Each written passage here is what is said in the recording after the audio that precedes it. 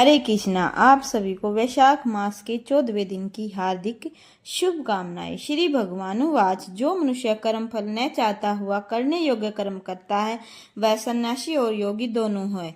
केवल अग्नि होमादि क्रियाओं का त्याग करने वाला सन्यासी अथवा योगी नहीं है। हे पांडुपुत्र अर्जुन, जिसको सन्यास कहते हैं उसी को तू योग जान, क्योंकि संकल्पों को न त्यागने वाला कोई भी योगी नहीं है। योगी बनने की इच्छा वाले मननशील मनुष्य के लिए निष्काम कर्म ही साधन है और योगारूढ़ हो जाने पर संकल्पों का अभाव कल्याण के हेतु है। जब मनुष्य न तो इंद्रियों के भोगों में आसक्त होता है और न कर्मों में, उसमें वह सब संकल्पों का त्यागी पुरुष योगारूढ़ कहता है। हम अपने द्वारा ही संसार समुद्र से अपना उद्धार कर अपने को गिरावे नहीं, कारण कि यह जीवात्मा स्वयं अपना मित्र और शत्रु है। जिसने अपने मन और इंद्रियों सहित शरीर को जीत लिया है वह अपना स्वयं मित्र है।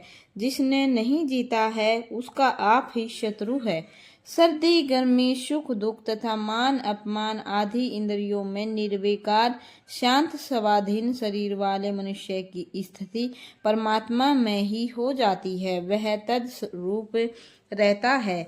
ज्ञान विज्ञान से जिसका अंतकरण तृप्त है, जो निर्विकार इंद्रिय विजयी तथा मिट्टी पत्थर और सुवर्ण में संभावना रखने वाला है, वही आत्मा से युक्त अर्थात योगी कहा जाता है। हितैषी मित्र शत्रु उदासीन द्वेषी बंधु और पापी सब में समान भाव रखने वाला व्यक्ति श्रेष्ठ है।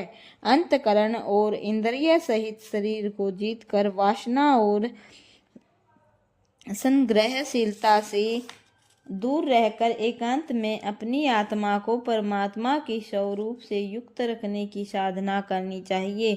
शुद्ध भूमि पर कुशा, उस पर मृगशाला, उस पर वस्त्र, ऐसे सिद्धरासन को जो न बहुत ऊंचा हो और न बहुत नीचा बिछावे, उस आसन पर बैठकर मन को एकाग्र करके चित्त और इंद्रियों की क्रियाओं को वश में किए आत्मा की शुद्धि के लिए योगाभ्यास करे। उस समय शरीर सिर और गर्दन सीधी अचल शिथिल रहे। इधर उधर न देखकर नासिका के उग्र भाग पर दृष्टि जमाए। अंतकरण शांत हो, भयभीत एवं ब्रह्मचार्य के व्रत में स्थित हो। मन को वश में किए भगवान का ध्यान करता रहे। इस प्रकार आत्मा को परमेश्वर के रूप में निरंतर लगाता हुआ स्वाधीन मन वाला योगी ईश्वर में स्थित रूप परमानंद में परिणित होने वाली शांति को पा लेता है। इस अभ्यास की सीधी बहुत खाने वाले को भी नहीं होती और बिल्कुल न खाने वाले को भी नहीं होती। अतिशय न करने वाला अथवा अत्यंत जानने वाला भी इस सिद्धि को प्राप्त नहीं कर सकता।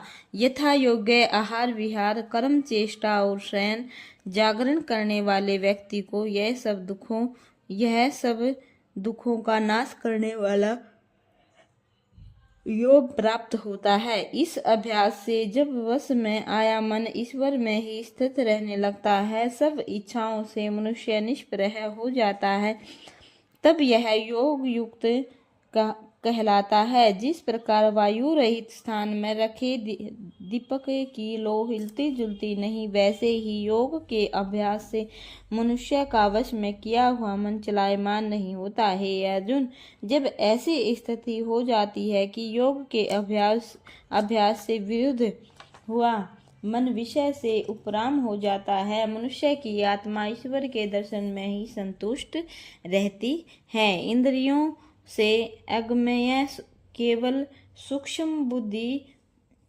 अनंत आनंद को अनुभव करता है और ध्यान से विचलित नहीं होता।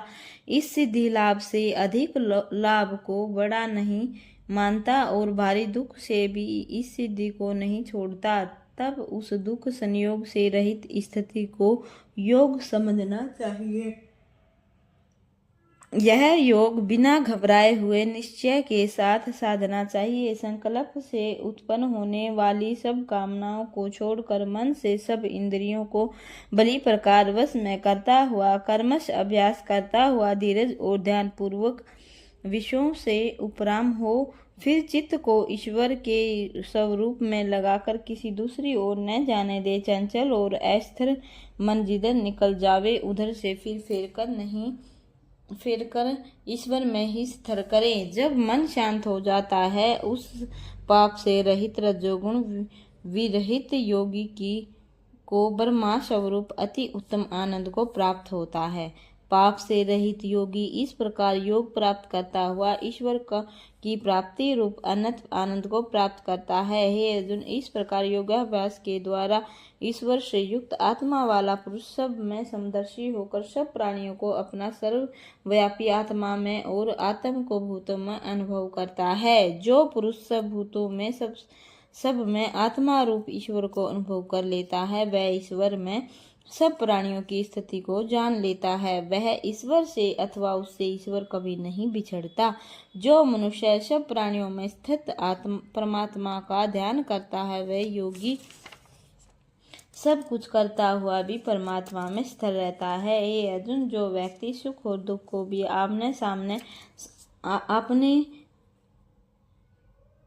समान सब में देखता है, वह सर्वश्रेष्ठ योगी है। यह सब सुनकर अर्जुन ने कहा, हे मधुसूदन, आपने जिस समस्त योग की सिद्धि का वर्णन किया है, वह तो मन के चंचल के स्वभाव के कारण देर तक सिद्ध नहीं रह सकेगा।